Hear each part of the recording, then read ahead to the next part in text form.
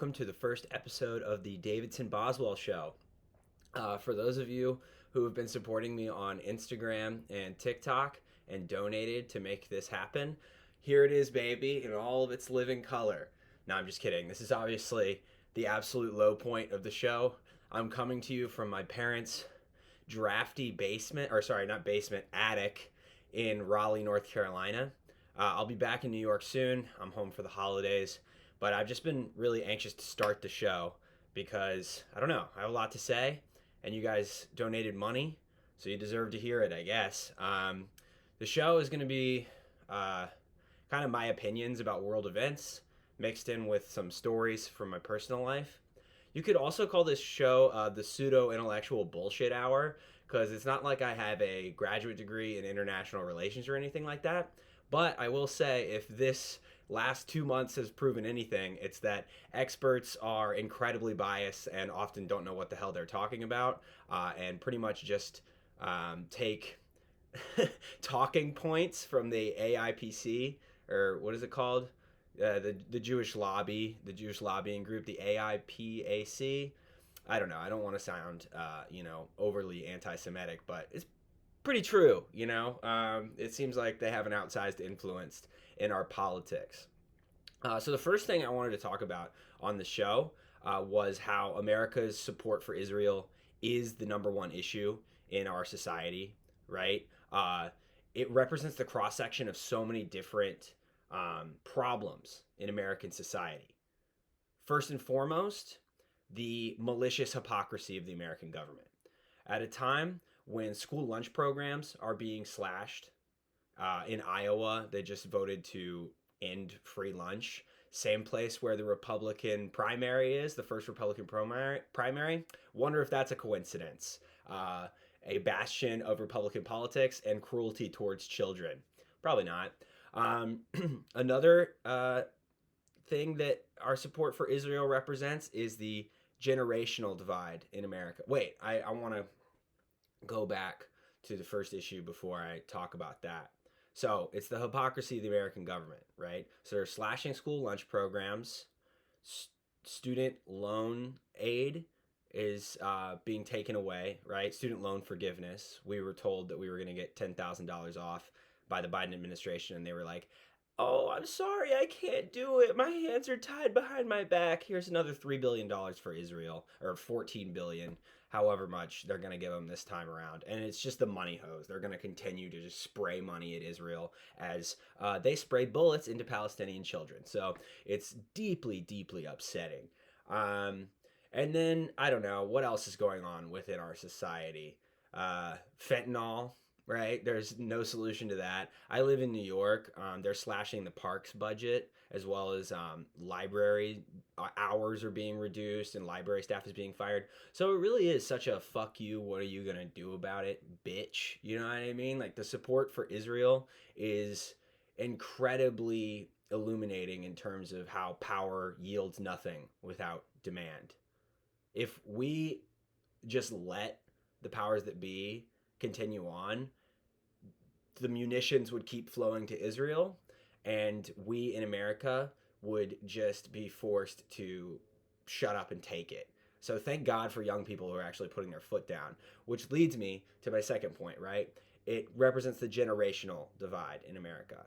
A lot of older people in my life, past employers, my parents' friends, are telling me to shut up about my support for Palestine.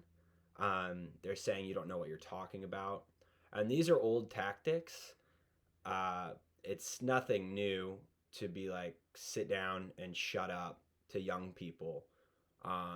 But the power structure is shifting, right? There's this quote by Antonio Gramsci that says, "The old world is dying and the new one is yet to be born. Now is the time of monsters." Anyone, any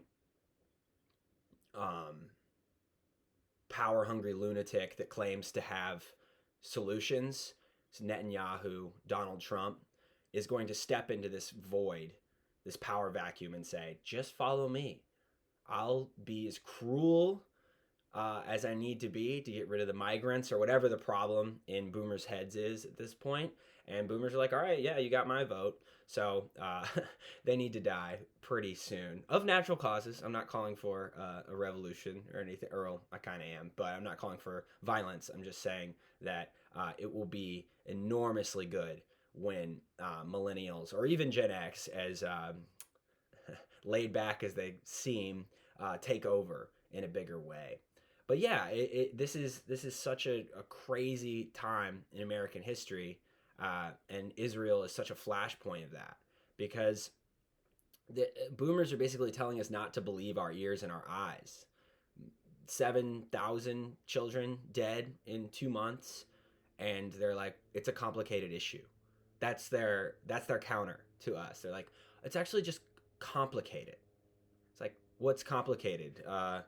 This guy just had all four of his kids dead. What do you expect he's going to do next? Do you think he's just going to be like, all right, well, I guess I'll go become an accountant in Lebanon? No, you're going to become a Hamas fighter, and you're going to be radicalized for the rest of your life, and it's going to have knock-on effects too. You don't just radicalize the immediate families of people. You radicalize foreign nationals in other communities. Like, I've become radicalized by this. Now, I'm not going to, pick up a gun, but I am going to be like, use my words to try to affect change as much as I possibly can. I mean, it's just, I don't know. I don't know what boomers expect from us. I guess they just expect blind obedience. But your flag decal won't get you into heaven anymore, basically, whether it be the American flag or the Israeli flag. I think the era of blind allegiance to a cause died with the Iraq War, and this is just accelerating it to the upteenth degree. It's like, is America a terrorist state? Is that basically the conclusion I have to draw now? What's the difference between bombing someone and then supplying the bomb to someone who is going to bomb an innocent civilian, right? So just this just generational divide that it's exposed. And then lastly, the Israel war of aggression, I guess you could say, has really exposed the level of censorship in America. This is McCarthyism part two. When they brought those three university professors into Congress and basically called for their blind allegiance to Israel, and like there was a bill passed in Congress almost unanimously. I think there was like 2 abstentions by Rashida Tlaib, who's a complete badass, and maybe one other person. And it basically just equated anti-Zionism with anti-Semitism, right? Anti-Semitism is being used as this cudgel just for blind obedience. It's like, oh, you're going to comment on the fact that most of the casualties from this war are women and children? Must mean you hate Jews.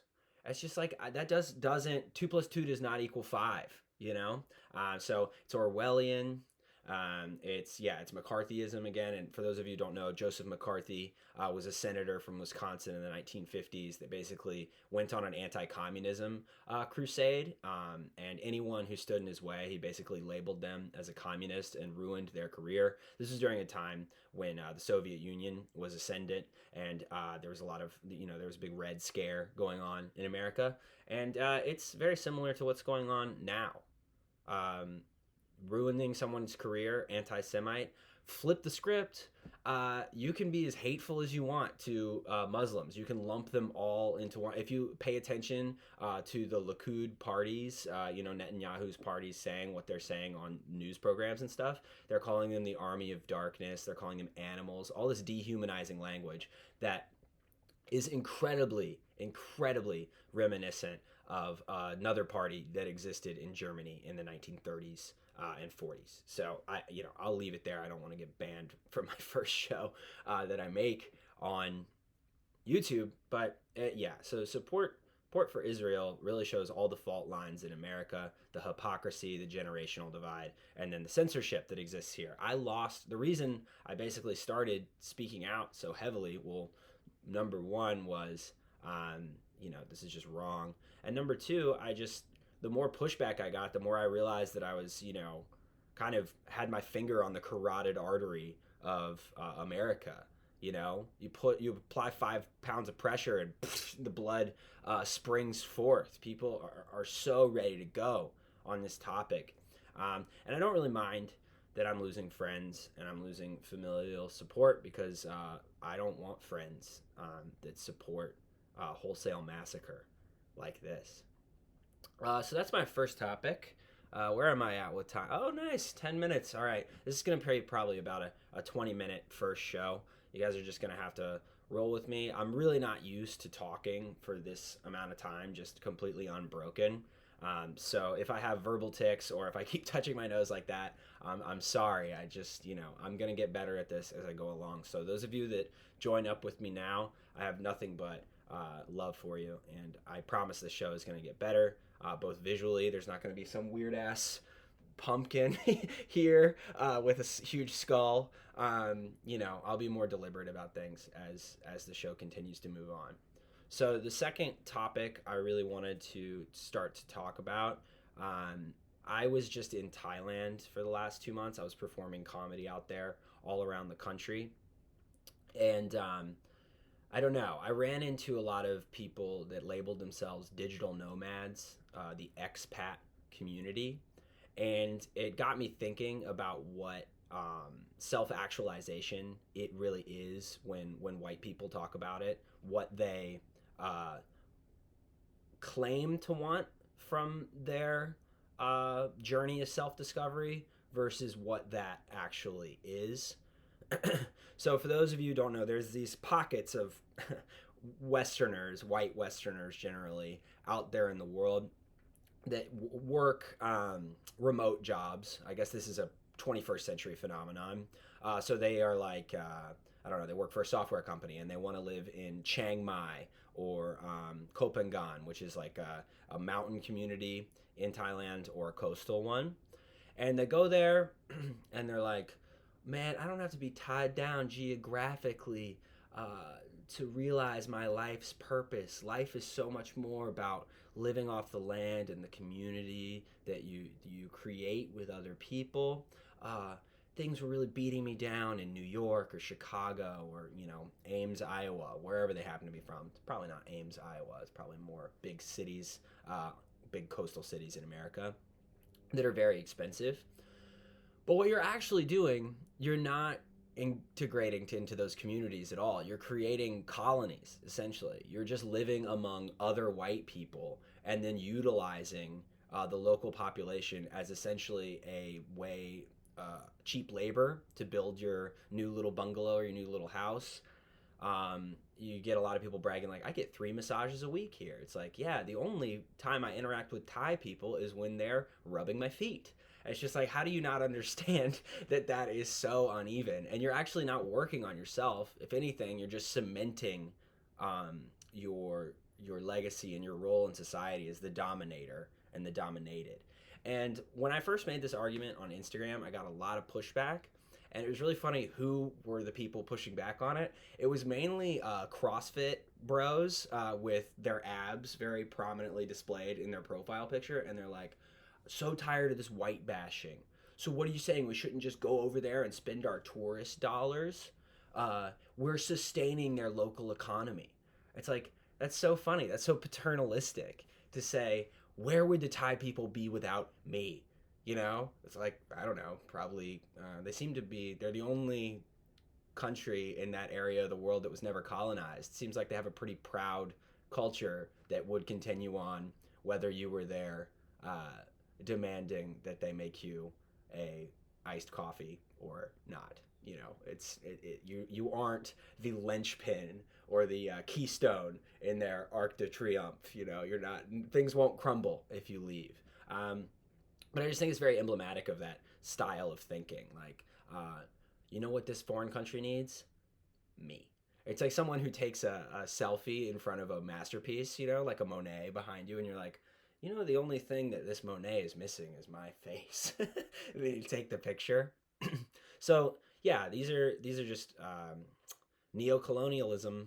These are neocolonialists. These are people that came, saw, and they didn't conquer, but they just carved out a piece of the community and then built up these digital walls around them and only interact with other white people. And I just think it's really funny because I recognize that there's no way to stop that, but it has an accompanying attitude, or maybe there is a way to stop that, but it's going to be hard to unwind. I wouldn't mind it so much if there weren't people, if it didn't come with an accompanying superiority complex, right? These people that I met over there would ask me, like, what's keeping you in New York, man? It's so easy out here. That, you know, it was a white guy from Connecticut who said that to me. He was wearing shells around his wrists that like jangled when he walked, and he had these long flowing robes. And when he asked me that, what's keeping you? He's from Connecticut, by the way, white dude from Connecticut. He asked me what's keeping you in New York, and I was like, you, people like you. I don't like have man, you think your shit smells like incense.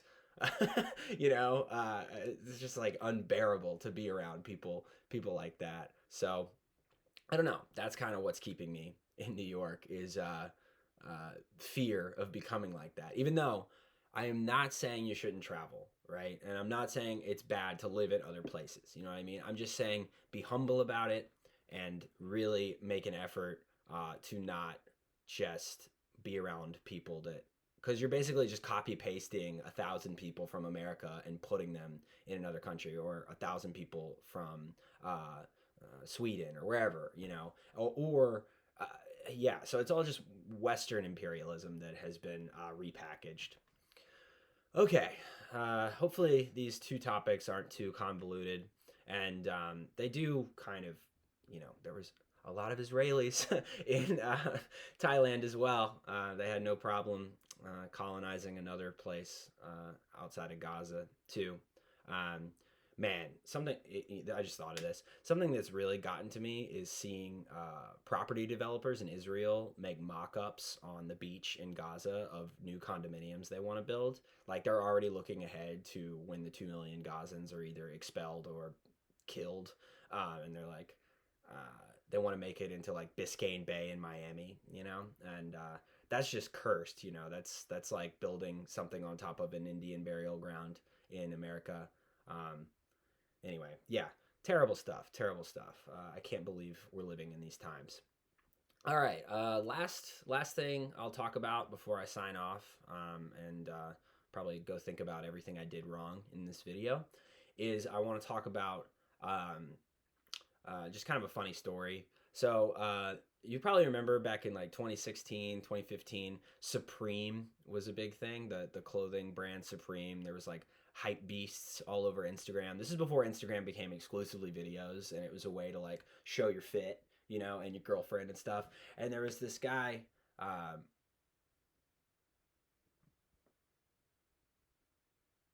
Oh, all right. Cool. There was this guy named 12, TCHELVE. I don't know if he's still on Instagram. Don't harass him if he is. But he had a triple stack of styrofoam cups with lean in it. He had his girlfriend with bleach blonde hair, so much plastic surgery on her face. I guess there's nothing wrong with that. And then he had like this French bulldog on a leash that he was kind of like pulling up. So the French bulldog was like looking down, almost like a haughty billionaire. It was just such a funny picture. So I was like, dude, you're a badass. You know, I just basically commented on that. And he got so angry that I was making fun of him, which I don't know why. Maybe I was drunk or something like that. I was just kind of annoyed by it. So I started making fun of him, that he looked up my home address, sent me a screenshot of my home address. I don't know how you do this, you know, how you dox people online. I'm determined not to learn. But what he did was he eventually called my parents, right, and told them I better watch myself. And then he FaceTimed me. And I'll never forget that first that FaceTime, because he had his fingers, he had it like this, right? His hands were like this, and on his hand right here was a skull. You know that tattoo where it looks like it's the rest of your face, but it's just a skull here. And he was like, "You have no idea how bad you fucked up, bro." You know, and I was like, "Did I?" Um, Yeah, and then nothing happened. Oh man, this is not a very good story to end on. But all I'm saying is, these people, these trolls online. I guess I started it, but these trolls online will threaten your life. But um, I guess just compliment them on their lean usage or tattoos, and things will be better. All right, I really ended this on a bad note, so I'm hopeful that you guys are gonna forgive me for that. But it was funny. God bless 12. I'm still here. I'm still alive, despite being threatened and having, and I guess that prepares me for what this is, which is very controversial political takes that are going to probably end up with threats from people with like the Star of David as their Instagram picture. Ultra Zionists wanting to kill me. Okay, very excited to release this. I might just chop off this entire last segment. I don't know. Uh, but I hope you guys enjoyed my first show. I promise that the shows are going to get better and better. But thanks so much for supporting me. Please subscribe. I should have said that to begin with. And actually, maybe what I'll do is I'll cut this last part in and put it in the beginning. Okay, this is just getting. Oh man, I'm so in my own head now. I'm gonna cut all of this out. So thank you guys so much for watching. I really hope you enjoyed it. I really hope you subscribe. If you want to support the show, there's a PayPal link in the bottom as well as a GoFundMe link to help make the show better. And yeah, if you could just throw a few bucks. I'm also going to start a Patreon eventually once the show gets a little bigger and people can support me there as well. But for now, thanks so much. This is the first episode of the Davidson Boswell show. So thank you guys so much, and I hope you have a great rest of your holiday week. Bye.